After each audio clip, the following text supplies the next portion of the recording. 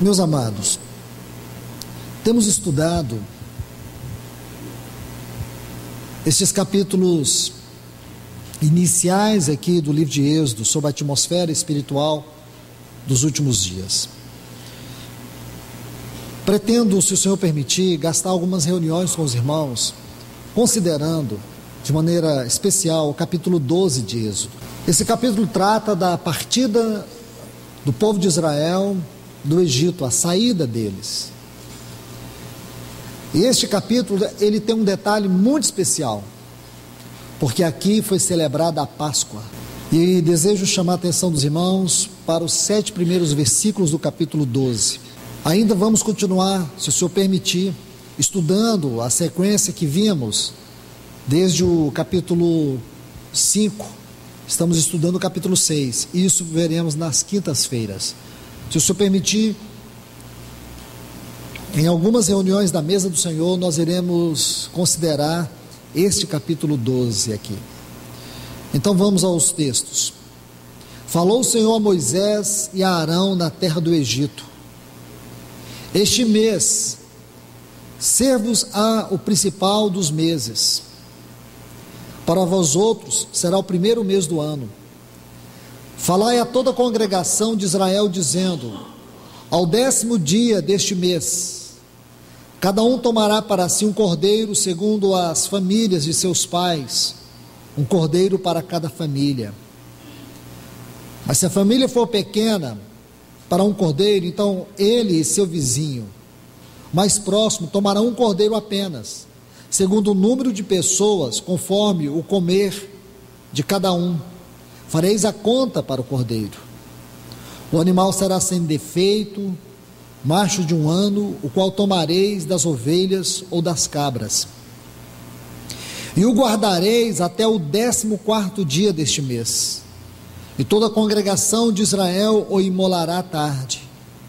Tomarão do sangue e o porão nas ombreiras e nas vergas das casas em que o comerão. Permita-me apenas colocar só mais um texto aqui, o versículo 13, que diz: e o sangue vos será por sinal nas casas onde vós estiverdes, e quando eu vir o sangue, passarei longe de vós, e não haverá entre vós praga de morte, quando eu ferir a terra do Egito. Então vamos orar. Amado Deus e Pai, em Teu nome nós nos reunimos mais uma vez e clamamos neste nome. Dá-nos da luz dos Teus céus, do Teu trono, da Tua eternidade, sobre esta porção gloriosa da Tua palavra. Ajuda-nos, Senhor, a ver um pouco mais além daquilo que se encontra nestas letras. Senhor, permite-nos tocar o espírito desta palavra, e que a vida desta palavra também nos toque, que a vida desta palavra fale a nós. Nós queremos, Senhor, ver um pouco além do véu, por isso necessitamos da Tua ajuda, Senhor, porque nós não estamos lendo um livro, nem tampouco história, nós estamos sendo lidos por este livro conhece a nossa história, porque esta é uma palavra viva. E eu te peço, Pai, no nome do Teu Filho Jesus, que toda esta assembleia reunida neste lugar possa ter consciência que este é um livro que tem vida e que ele fala. Então vem, Senhor, por meio deste livro, e fale a nós. Nós te pedimos em nome de Jesus. Amém. Meus irmãos e irmãs, se o nosso Senhor permitir, eu gostaria de considerar com vocês 3 pontos dentro da leitura desses versículos que acabamos de ver. O primeiro ponto está aqui no versículo 2: e este mês ser-vos-á o principal dos meses. O segundo ponto, ele tem uma conexão com o versículo 3 e o versículo 6, onde diz: ao 10º dia do mês, cada um tomará para si um cordeiro. E depois no versículo 6 diz: e guardareis até o 14º dia. E o terceiro ponto está no versículo 7, versículo 13, onde diz que tomará o sangue e o porão nas ombreiras, e depois diz que o sangue vos será por sinal nas casas. Quando eu vir o sangue, passarei longe de vós. São esses 3 pontos. Amados irmãos, a Bíblia, ela tem uma linguagem que ela é usualmente inspirada ou expressada dentro do Velho Testamento. Não que no Novo não tenha, mas ela é mais comum dentro do Velho Testamento. É a linguagem tipológica, a linguagem que usa tipos, a linguagem que usa figuras. Essa linguagem é muito importante para nós entendermos a mente de Deus, para nós conseguirmos ver a palavra de Deus de maneira mais profunda. Deus, ele usa essa forma de linguagem. Eu creio que somente aqueles que se detêm, se dedicam no estudo e na leitura da palavra, podem ter um ganho através dessa forma de linguagem bíblica. Aqui Deus vai usar esta figura da Páscoa, que tem todo o seu cenário constituído na partida do povo de Israel do Egito. Nós já sabemos muito bem, pelos estudos anteriores, que o Egito é uma figura do mundo. Faraó é uma figura de principados e de potestades espirituais. E o povo de Deus estava escravizado na terra do Egito. Agora vem o Senhor para poder libertar o seu povo. Todo este cenário, todos esses detalhes têm a ver com a nossa vida. Um texto que vai fazer a ligação destes acontecimentos para nós está em Romanos capítulo 15, versículo 4, que diz que tudo que foi escrito para o nosso ensinamento.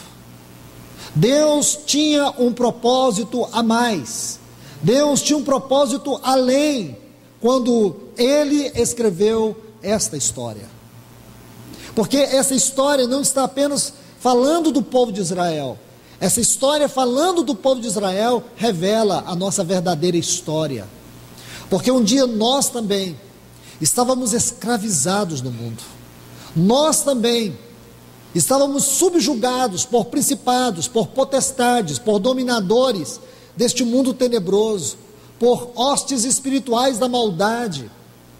Nós éramos escravos, espiritualmente mortos, condenados ao inferno, sem Deus, sem esperança, perdidos.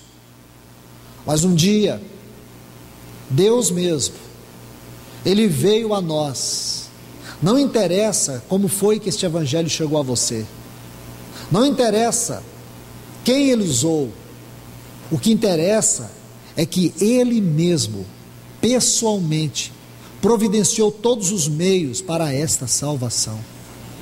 E esta salvação, ela não aconteceu e não pode ser resumida e entendida naquele dia que você recebeu o evangelho. Você precisa entender a salvação muito antes disso. Você precisa entender as profundezas dessa salvação. E este capítulo 12, embora escrito de uma maneira tipológica, ele nos permite ver as riquezas, as profundezas, as alturas, as larguras, os comprimentos mais elevados desta tão grande salvação. Esse é um capítulo riquíssimo. E o primeiro ponto, Deus diz assim para eles: este será o principal dos meses do ano para vocês. Ora, se você for criterioso no estudo da palavra, você vai descobrir que eles estavam ali entre os meses de março, abril. Eles estavam entre os meses de março, abril. E agora Deus está dizendo: a história começa aqui para vocês. Então, escute isto. Eles deveriam entender que a história, o calendário deles, começava a partir da Páscoa. Por isso a Páscoa era celebrada todos os anos.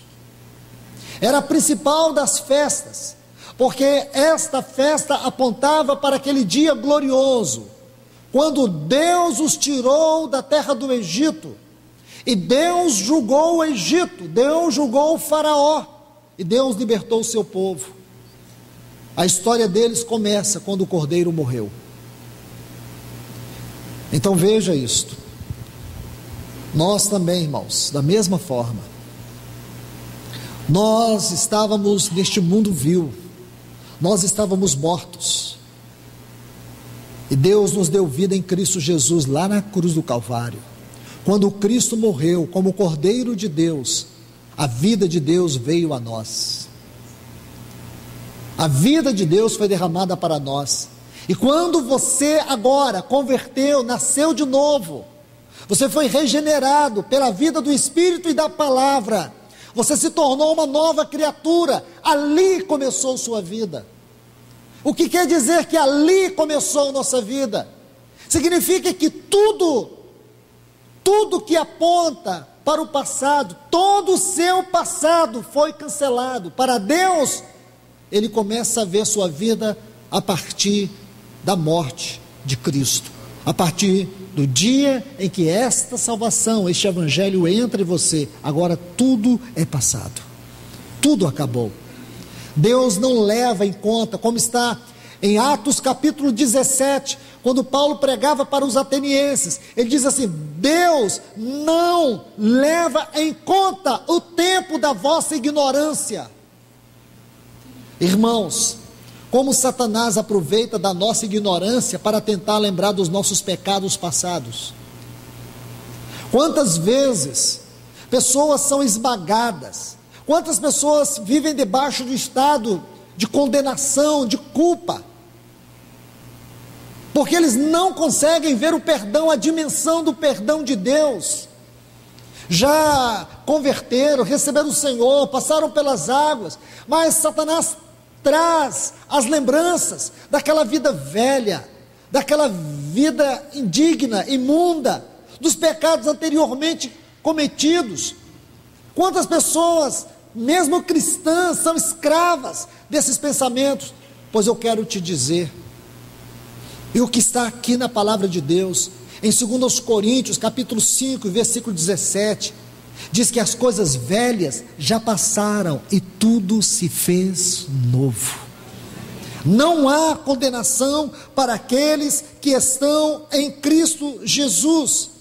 A redenção constitui o primeiro passo para a nossa vida real.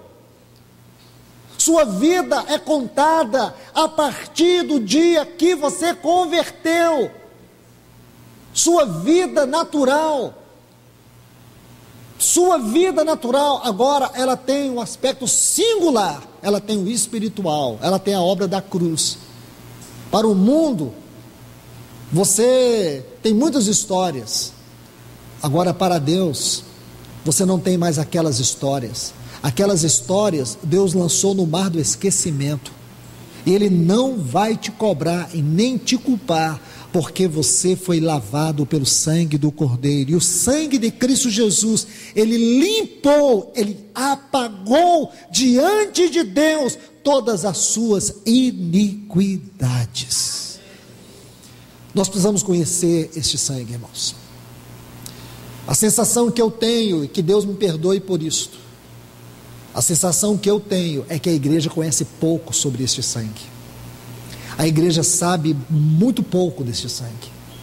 A igreja tem desfrutado pouco deste sangue, não porque Deus não tem revelado, é porque a ignorância tem prevalecido. E que Deus nessa manhã, Ele possa tocar sua mente de maneira tão profunda, que você possa sentir o poder, a eficácia e a glória que há no sangue de Cristo Jesus. Quero só te falar uma coisa: este sangue derramado, ele tem o valor da vida de Deus. E você sabe qual é o valor da vida de Deus? Poderíamos juntar todos nós aqui, poderíamos fazer todas as avaliações possíveis e cabíveis na nossa língua portuguesa, poderíamos buscar todas as línguas que formam a raiz da nossa língua, podemos buscar toda forma de etimologia, de significados, nós jamais chegaríamos às profundezas do poder, da glória, da natureza que constitui o sangue deste Cordeiro. Este é o primeiro ponto que eu quero que vocês agarrem. A vida nova começa a partir da morte do Cordeiro. Deixe-me agora mostrar um outro ponto. Se você observa aqui, primeiro, este mês será o principal dos meses do ano. Então nós temos que entender isso. A redenção tem de constituir o primeiro passo da nossa vida real. Tudo deve ser governado a partir daí. Não adianta dizer, eu sou salvo, mas o caráter não é transformado. Eu sou salvo, mas ainda continuo com algumas práticas. Não é meia salvação. Não é salvação psicológica, nem salvação religiosa. Essa salvação, ela tem que tocar todas as esferas da nossa vida. Outrora, e vou colocar 2 textos para vocês. Eles estão em Efésios 2:1 e Efésios 4:18. Efésios 2:1, estávamos mortos em nossos delitos e pecados. Efésios 4:18, obscurecidos de entendimento. Nós tínhamos uma mente obscurecida, petrificada. Esse versículo 18 diz que nós não apenas tínhamos uma mente obscurecida, estávamos alheios à vida de Deus. Nós não tínhamos esperança. Agarre tudo isso, irmãos, porque estes 2 textos, Efésios 2:1 e Efésios 4:18, descreve a nossa velha vida. Mas, graças a Deus, que através daquele sangue, Deus está escrevendo uma nova história, e essa nova história, ela começa a ser escrita no momento que este sangue entra na minha vida e apaga todas as minhas iniquidades. Então agora, Deus começa tudo conosco. Graças a Deus por isso. O tempo do Senhor começa com o início da nossa história a partir deste sangue. Vamos avançar um pouco. Veja aqui estes 2 versículos, 3 e 6. Versículo 3 diz assim: falai a toda a congregação de Israel, dizendo: ao 10º dia do mês, cada um tome para si um cordeiro, ao 10º dia do mês. Agora vem comigo no versículo 6. E o guardareis até o 14º dia deste mês. Nós precisamos da ajuda do Senhor para ver toda a riqueza destes 2 textos. Deixe-me ilustrá-lo para que vocês entendam. Eles tomavam um cordeiro e não imolava imediatamente. Eles deveriam tomar o cordeiro no 10º dia. Porém, esse cordeiro ficava guardado até o 14º dia. Depois do 14º dia é que o cordeiro seria imolado. Eu quero que você observe isto, porque esta é uma das verdades mais profundas da obra da redenção. Primeiro ponto, ele é glorioso. Nossa história começa a partir da redenção. Quando você recebe a Cristo, é a partir dali que vai começar a sua história. Tudo para trás é apagado. Deus não leva em conta o tempo da nossa ignorância. As coisas velhas já passaram, mas existe algo muito maior do que isto, e Deus quer que nós vejamos. Ele não escondeu isso de nós. Vamos precisar de alguns textos para poder entender isso, especialmente em 1 Pedro capítulo 1, versículos 18 e 19. Porque esta passagem de Pedro, ela vai nos dar luz para ganharmos a revelação do que está dito nesses 2 versículos de Êxodo capítulo 12. Então vamos para 1 Pedro.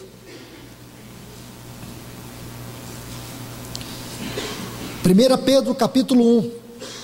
Olha o versículo 18 e o 19. Sabendo que não fostes resgatados da vossa vã maneira de viver, essa vã maneira de viver é o que descreve Efésios 2:1 e Efésios 4:18, a qual vos foi transmitida por vossos pais, por Adão,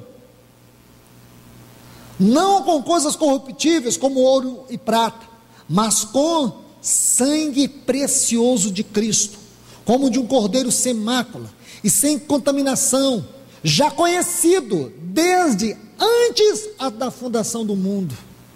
Então deixe-me tomar esse texto, mas manifestado no final dos tempos por amor de vós. Vamos pegar estes textos aqui, colocá-los em Êxodo capítulo 12, versículos 3 a 6. O cordeiro guardado. O cordeiro primeiro foi guardado, depois ele foi imolado. O cordeiro primeiro ele era separado, depois sacrificado. E é isso que a Bíblia está mostrando. Deixe-me colocar os pontos desta verdade, porque eles são pontos que estremecem o nosso coração. Não são pontos comuns. Deixa eu colocar com muito cuidado, com reverência e com santo temor. Irmãos, o pecado de Adão não tomou Deus de surpresa. O cordeiro não foi um arranjo de Deus para resolver um problema que subitamente aconteceu na criação. Deixe-me colocar isso para vocês.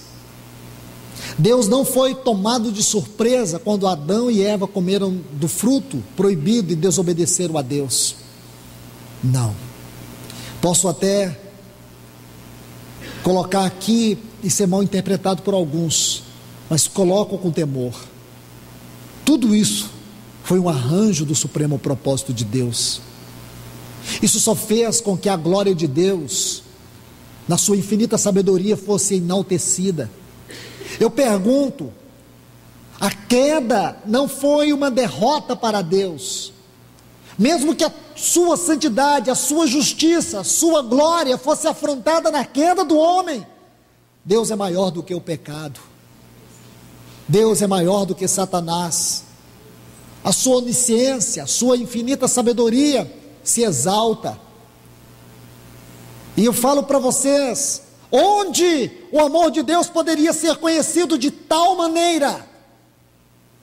Onde a misericórdia de Deus poderia ser desfrutada em profundidade? Como nós poderíamos conhecer a graça de Deus se não fosse no mundo de pecado? Eu sei que não é fácil para alguns entender isso, mas você não pode impedir sua mente de refletir sobre isso.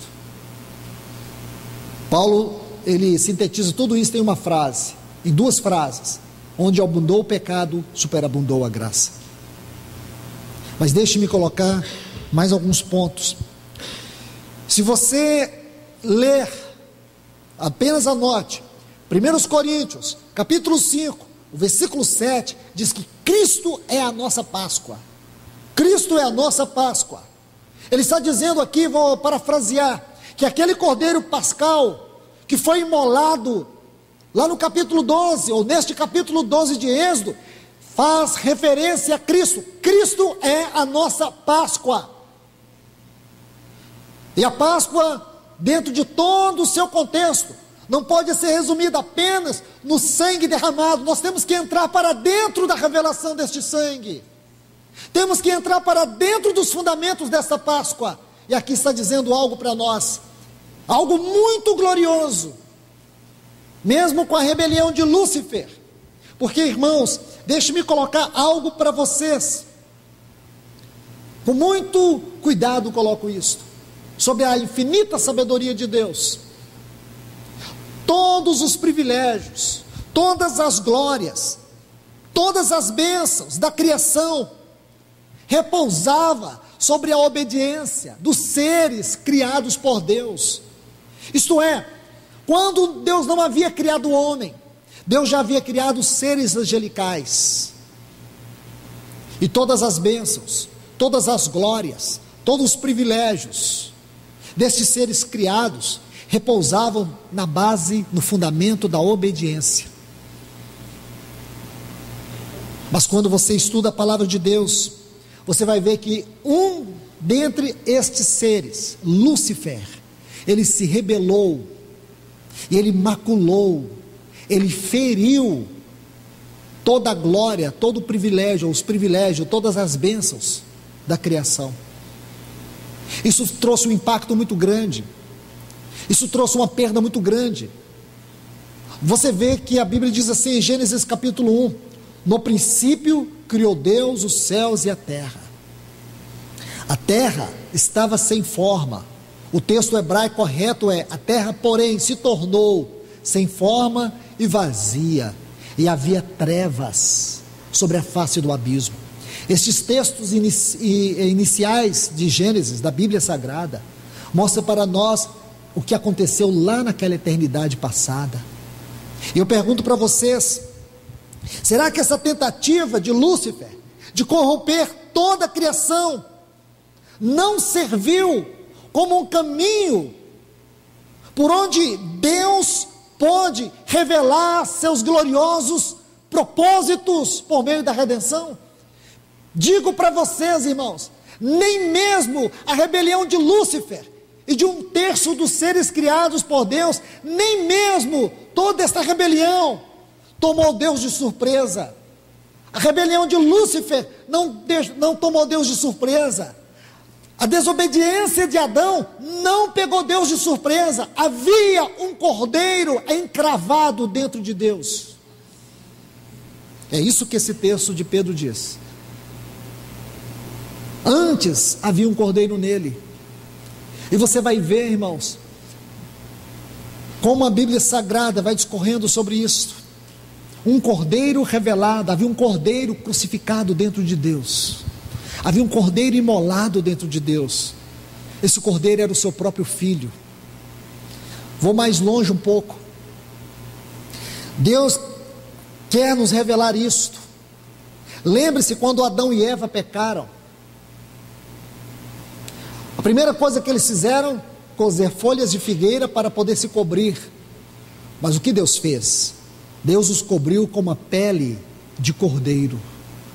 Segundo o texto hebraico, possivelmente era pele de cordeiro.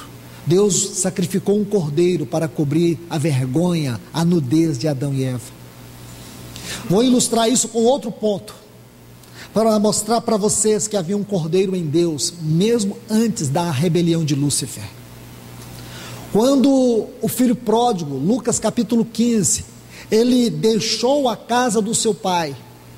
Quando ele volta para a casa do seu pai, esfarrapado, ferido, moralmente destruído, quando ele chega diante do seu pai, o seu pai diz para o seu servo: tome o cordeiro. O artigo o ali significa que aquele cordeiro distinto já havia sido preparado desde antes. Ele estava sendo preparado. Havia um cordeiro em Deus. O nosso pecado não pegou Deus de surpresa. O propósito da redenção é antes da queda de Lúcifer, é antes da queda de Adão. A história da redenção ultrapassa todos os limites daquilo que você pode imaginar. Antes de Deus criar qualquer coisa, já havia nele um cordeiro imolado. É isso que essas duas passagens de Êxodo vai nos mostrar. Algo tão glorioso. Permita-me citar um texto aqui. Romanos, capítulo 3. Este é um capítulo glorioso para nós estudarmos acerca da doutrina da justificação. Romanos capítulo 3. Vamos ler os versículos 24 e 25. Sendo justificados gratuitamente por sua graça, mediante a redenção que é em Cristo. Agora vamos ler devagar. O versículo 25. Em quem Deus propôs, quero que você sublinhe esta palavra, como propiciação em seu sangue, por meio da fé, para mostrar sua justiça, passando despercebido em sua paciência os pecados cometidos anteriormente. Irmãos, esse é um versículo que tem que ser tratado numa conferência, com reuniões de manhã, de tarde à noite, para nós no final chegar à conclusão que nós não conseguimos esgotar nem a introdução dele. Tanta riqueza que tem nesse versículo. Alguns versículos da Bíblia, algumas passagens, a gente lê, irmãos, nos sentindo tão miseráveis, tão indignos. Alguns versículos da Bíblia revelam as insondáveis riquezas da sabedoria de Deus, que a gente se sente indigno só de ler. Este é um deles. Mas eu vou tentar mostrar pelo menos um ponto deste versículo. Está nesta palavra propôs. Propôs. Se você examinar essa palavra no original grego, você vai perceber que ela é uma palavra formada por dois vocábulos. No texto está assim, protifemi. Mas se você examina esta palavra com mais cuidado, você vê que ela é formada por dois vocábulos. Pro, antes. E titemai, que significa estabelecer. Então a tradução correta é estabeleceu antes. Na tradução em português, ela perde todo o seu peso. Está assim, em quem Deus propôs. Então, traduzindo da melhor maneira, está assim, em quem Deus estabeleceu antes como propiciação. Deus estabeleceu antes. Está vendo? Antes. Isto corrobora com o que está em 1 Pedro, capítulo 1, versículos 18 a 20. O sangue que já era conhecido muito antes. Que bênção, que maravilha nós temos aqui, irmãos. Você vê que há algo que nós temos que agarrar. O nosso Senhor Jesus, Ele morreu lá naquela cruz. Por isso que Paulo diz aos Gálatas, na plenitude dos tempos, o Senhor Jesus, Ele encarnou, nasceu de uma mulher, Ele veio a nós na plenitude dos tempos. Porém, a obra da redenção já havia sido estabelecido antes dos tempos. Não havia nem tempo ainda. Deus tinha um cordeiro dentro dele. Aleluias. Aí agora ele vai nos mostrar aqui, irmãos, nestas duas passagens. Eles pegavam o cordeiro, eles não imolavam, ele tinha que ser guardado, porque havia um cordeiro guardado em Deus. Em Deus estava o cordeiro. A visão deste cordeiro, a figura deste cordeiro, percorre toda a Bíblia. É como uma linha de ouro que percorre toda a Bíblia. Começa em Gênesis 3. O cordeiro anunciado. Êxodo 12. O cordeiro, mas podemos voltar. Gênesis 22. O cordeiro prometido. Êxodo 12. O cordeiro tipificado. Isaías 53, versículo 7, o cordeiro revelado.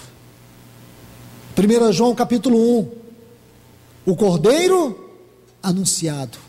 Apocalipse capítulo 5, o cordeiro exaltado. Esta é a doutrina do cordeiro, irmãos. Não é uma coisa pequena. Só que nós podemos ver a partir desses dois versículos que antes desse cordeiro ter sido anunciado, ele já existia eternamente em Deus. Eu creio, irmãos, que nós precisamos somente com a ajuda do Espírito Santo para ver isso, porque do contrário, isso é apenas uma informaçãozinha extra, subsidiária, né? Uma informaçãozinha qualquer, é umas forçações de texto para a gente poder chegar num ponto comum.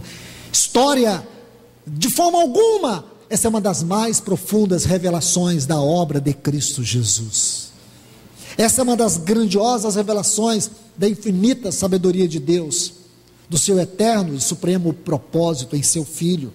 Então você vê este cordeiro que foi proposto antes. Quando você estuda este vocábulo aqui, propôs, você descobre que ele ocorre apenas 3 vezes.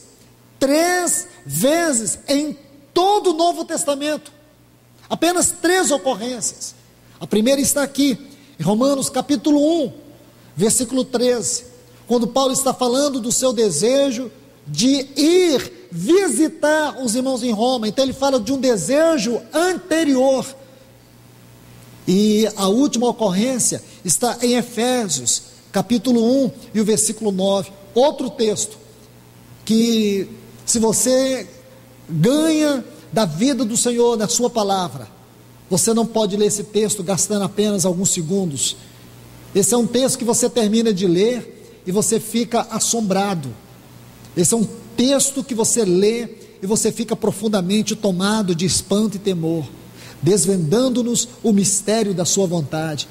Aí ele vai dizer que Deus propusera, olha a palavra aí, Deus propusera em Cristo, segundo o beneplácito que Deus propusera em Cristo Jesus, é a mesma palavra. Nos falta tempo para meditar sobre estes textos, mas irmãos, fica aqui esses textos para vocês estudarem, essas palavras importantes para vocês refletirem, a grandeza, a dimensão, a altura, a largura, o comprimento, a profundidade que elas têm, e que nós temos que gastar tempo, porque acredito que esses serão os assuntos que nós teremos por toda a eternidade. Então, amados irmãos, aqui está este cordeiro, que foi separado antes. E deixe-me colocar o último ponto. Diz que este cordeiro deveria ser sacrificado. Versículo 7 de Êxodo 12: tomará o sangue e o porão nas ombreiras e nas vergas das casas em que o comerão. Eles deveriam comer do cordeiro, mas o sangue não. O sangue eles não podiam fazer isto. O sangue era um sinal. Era um sinal fora, porque fora você sabe muito bem. Quando foi que Deus ordenou que o povo de Israel separasse este cordeiro? Quando a 10ª praga foi sentenciada. O Egito estava debaixo de uma sentença de morte. O anjo da morte estava sobre o Egito. Todos os primogênitos do Egito seriam mortos. Deus iria visitar o Egito naquela noite, numa sentença, ou por meio de uma sentença de morte. Havia uma sentença de morte sobre o Egito. Mas nós não podemos esquecer que essa sentença também incluía o cordeiro. Não somente os primogênitos foram mortos naquela noite, o cordeiro foi morto naquela noite. Geralmente, quando pensamos no juízo de Deus sobre o Egito, nós pensamos na morte dos primogênitos. Eu quero te falar, irmãos, que Deus quer que nós tenhamos uma visão muito mais focada na morte do cordeiro naquela noite do que na morte dos primogênitos. Porque a morte dos primogênitos não tem nada a ver conosco. A morte do cordeiro, sim. Porque Deus quer que nós vejamos isto. O Egito estava debaixo de uma sentença de morte. O que quer dizer que todo o povo de Deus também estava debaixo da mesma sentença. Porém, com um detalhe. Naquela noite, quem morreu, veja, cada família tinha que tomar um cordeiro para si. Esses cordeiros, eles representavam um único cordeiro, uma única morte. Por isso que nós podemos comer o pão aqui, e outros irmãos podem comer em outro lugar. Nós comemos em lugares diferentes, mas comemos um só pão. A igreja do Senhor está espalhada por todo este mundo, e em todos os lugares nós comemos, os irmãos comem deste pão. É um único pão. Havia em cada casa um cordeiro, mas era um só cordeiro. Veja o que o versículo 7 diz: tomarão do sangue e o porão nas casas e nas vergas da porta. Agora, por favor, não é isso. Versículo 6: e guardareis até o 14º dia, e toda a congregação de Israel o imolará à tarde. E diz: e tomarão do sangue, e o porão nas vergas, nas ombreiras das casas, em que o comerão. O comerão.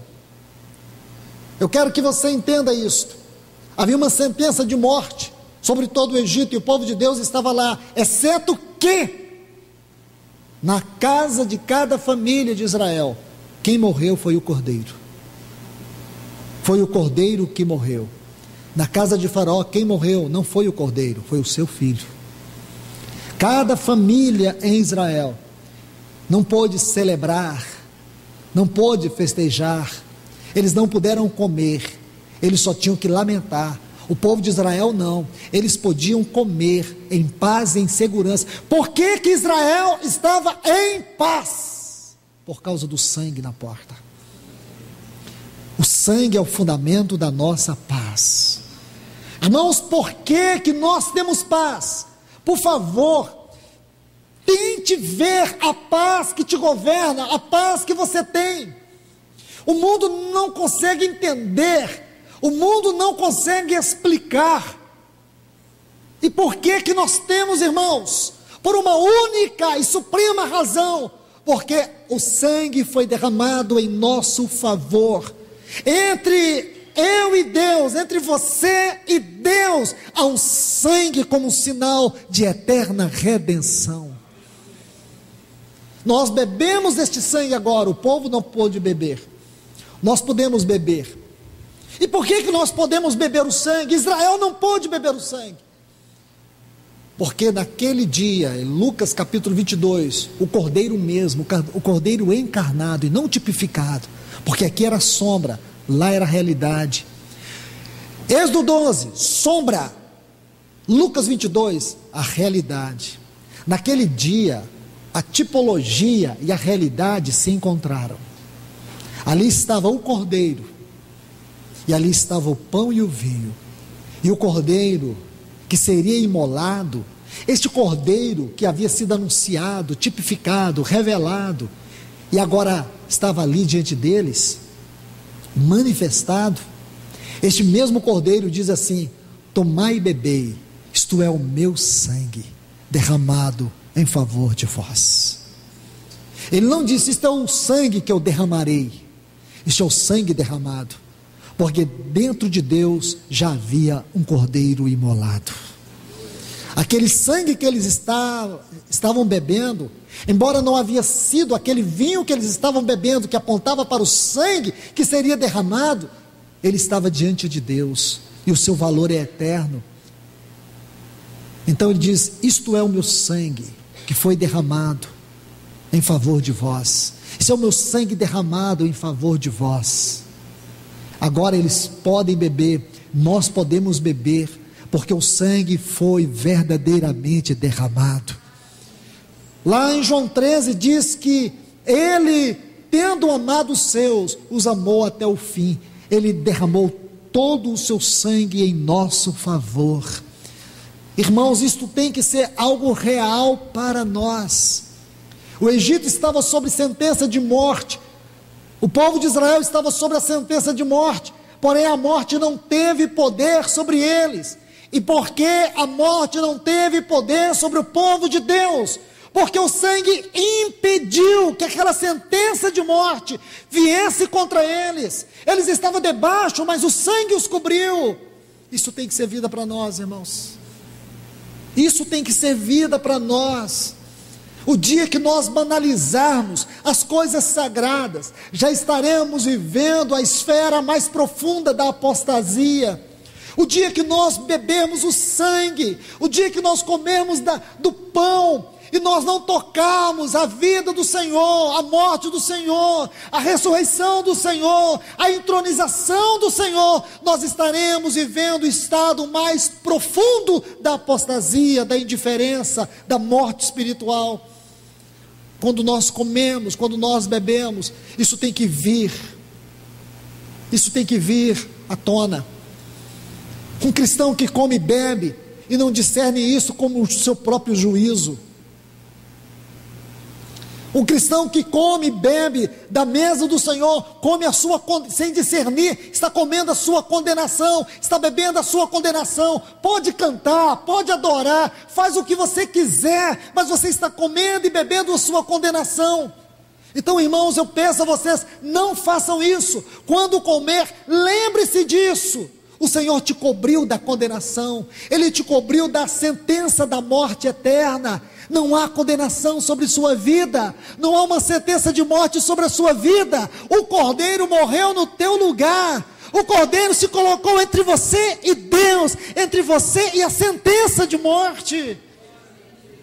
Consegue ver isso? Ele se colocou entre você e a sentença de morte.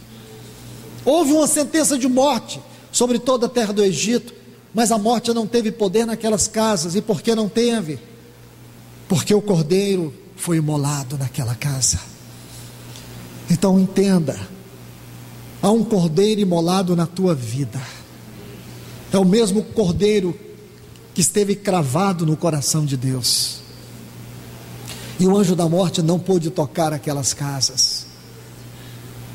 Por isso a Bíblia diz que Satanás não nos toca. Para tocar, irmãos, ele tem que pedir legalidade para Deus.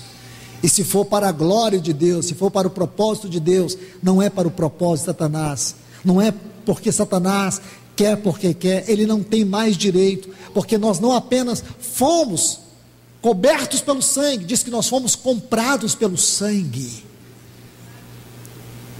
Essas são as declarações das esferas mais elevadas acerca da natureza do sangue do Cordeiro. Não vamos ver isso hoje.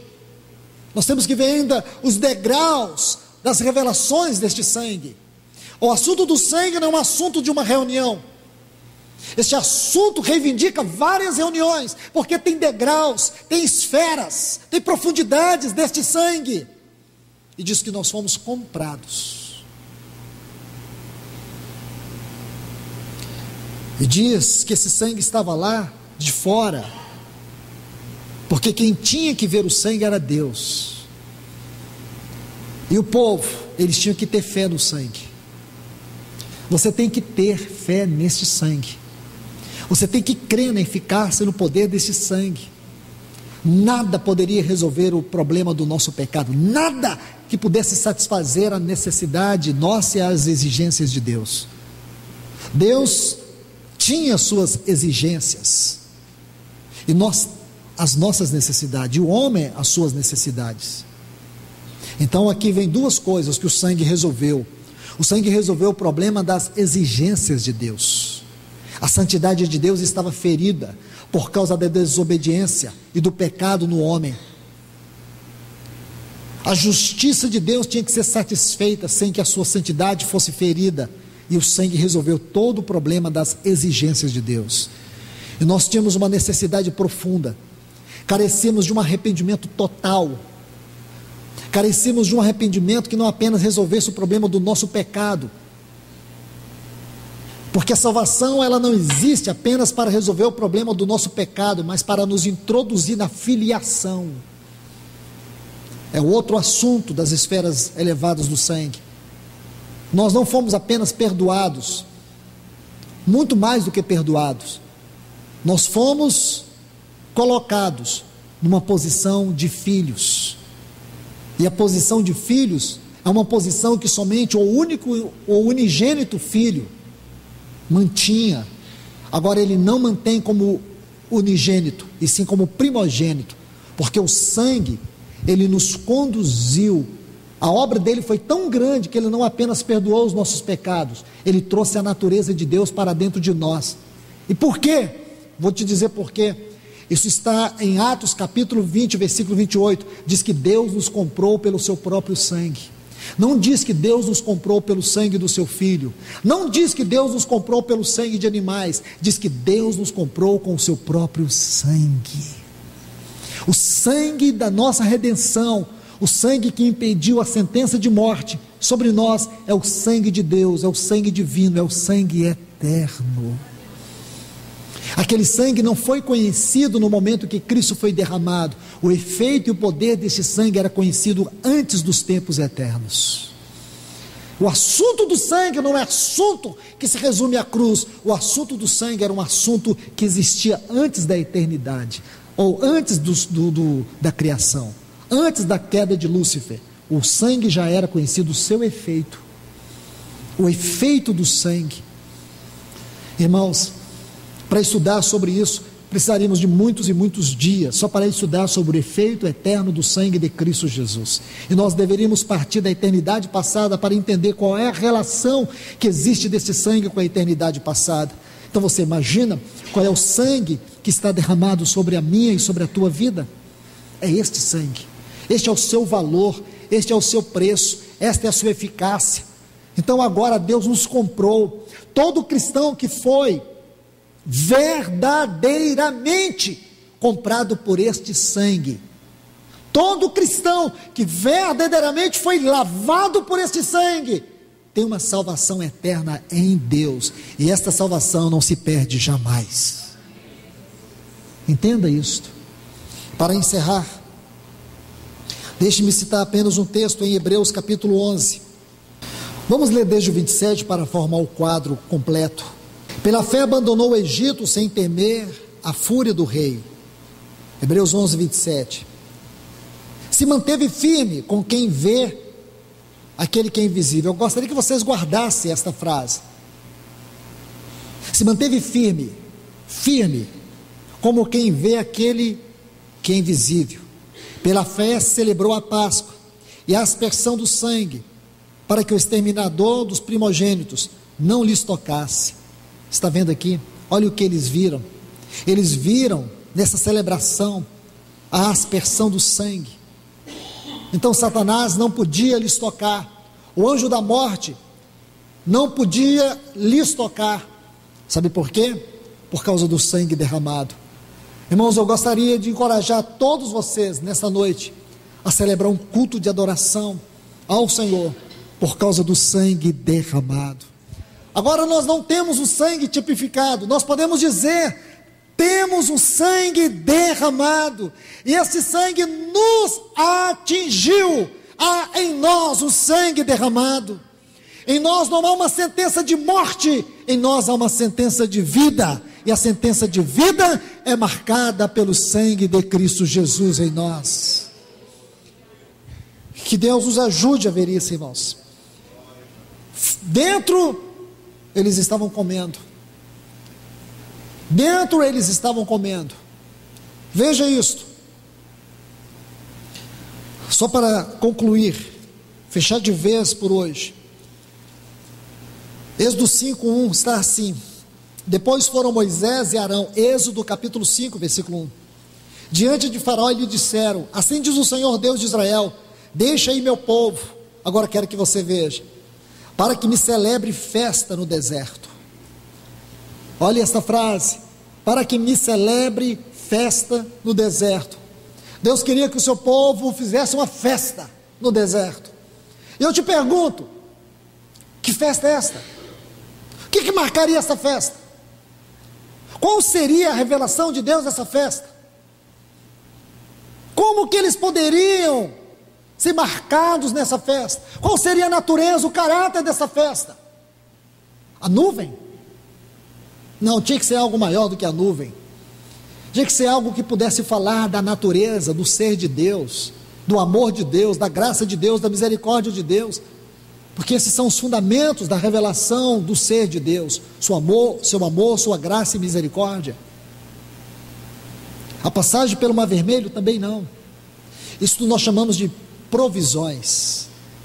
Se você olhar do ponto de vista da obra do sangue, nós podemos chamá-los de provisões subsidiárias, porque o sangue não é. O sangue não é uma provisão subsidiária, é a provisão fundamental. Então veja, adicione mais um texto aí, capítulo 10, versículo 9 está assim: Moisés, Êxodo 10, 9. Moisés respondeu: havemos de ir com nossos meninos, com nossos velhos, com nossos filhos, com nossas filhas, com nossas ovelhas, com nossas vacas. Havemos de ir, porque temos de celebrar festa ao Senhor. E eu pergunto, que festa é esta, irmãos? Eles iam celebrar uma festa que eles nem sabiam por onde começar. Agora veja esse texto, capítulo 12. Olha como inicia esse versículo. Este dia, que dia é esse? O dia da Páscoa. Vos será por memorial. O Senhor diz, fazer isso em memória de mim. Tem tudo a ver. E o celebrareis como festa solene para o Senhor durante vossas gerações, por estatuto perpétuo o celebrareis. Esta é a festa. Agora eles deveriam ser uma nação festiva por causa do sangue derramado. Eles deveriam celebrar uma festa como nunca. Esta deveria ser a festa do deserto, a festa da Páscoa. Esta seria a principal para eles. Era esta festa que Deus queria. Irmãos, como a igreja tem perdido a visão do culto, como nós temos caído no engano da religião, da denominação, como nós temos minimizado os valores de Deus, as coisas sagradas, como Israel um dia fez. Se você estudar a história desse povo, você vai ver que essa história é a mesma história nossa. Como o povo de Deus tem se perdido com liturgias, com rituais, com campanhas, e tem perdido o verdadeiro significado e testemunho como povo de Deus. Tem perdido a visão da vitória do Calvário. E por isso que muitas vezes os cristãos se encontram fracos e doentes, e muitos morrem. Sabe por quê? Porque perderam a visão disso, do verdadeiro caráter, significado da nossa vida como povo de Deus. Nós devemos girar em torno daquilo que é essencial e não daquilo que é trivial. Nós não precisamos de fórmulas, não precisamos ler livros que nos ensinem métodos de como fazer culto, de como melhorar o culto, de como tornar o povo mais feliz e alegre. Se o povo não tiver fé em Deus, se nós não conhecemos o poder e nem desfrutarmos a eficácia do sangue de Cristo Jesus, toda a nossa alegria é vã. Se nós não compreendemos o que é fé, a fé, tudo é vão, tudo perde o sentido, nossa vida não tem sentido. Se nós não sabemos o que é fé e não conseguimos tocar as realidades espirituais, então digo para você, de maneira espiritual, tudo desintegra, tudo perde o sentido. E agora você vê aqui, Deus dizendo para eles, que eles tinham que ir celebrar uma festa. Agora eles têm um motivo, eles têm um cordeiro para comer. E nós muito mais, irmãos. Nós temos um cordeiro para comer, nós podemos beber desse sangue, e tocar a realidade disso na nossa vida. Que realidade é essa? Não há condenação para aqueles que estão em Cristo Jesus. Não só isso, irmãos, nossos pecados foram perdoados eternamente, então não há condenação. Muito mais do que isso, somos filhos de Deus. Mas como filhos? Filhos de Deus e co-herdeiros com Cristo.